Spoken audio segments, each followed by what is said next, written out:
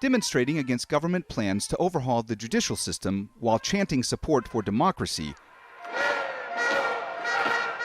University student Yonan Khouri is among the tens of thousands of people on the streets of Tel Aviv. A Palestinian citizen of Israel, Yonan explains why he thinks it's important for members of his community to participate. Even if there's only one Arab here, he's giving legitimacy for the Arabs who are against the package of laws that the far right-wing government is trying to pass against us.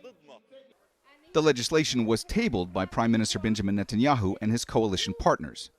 Critics say that if enacted, it would weaken the judicial system and undermine the power of the Supreme Court. We should protect the judicial establishment because it is our last line of defense for our rights.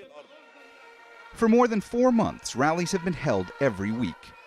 People outraged by what they see as an assault on vital checks and balances, but also fearful of a plan they say would move Israel away from democracy and towards autocracy.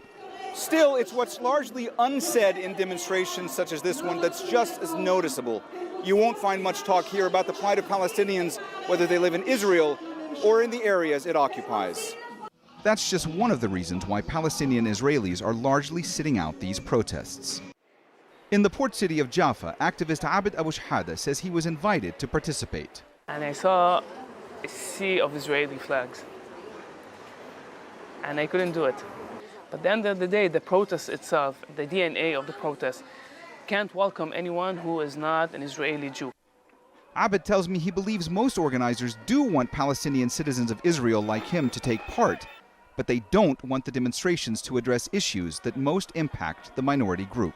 It's clear that they're not ready for this discourse. They're not willing to give up their privileges, and they want to preserve the state as Jewish before being a democracy.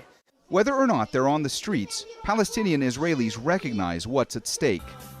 Now that Parliament is back in session, the debates taking place behind these walls will determine which path Israel will follow and what future awaits all its citizens. Mohammed, Jamjoom, Jazeera, West Jerusalem.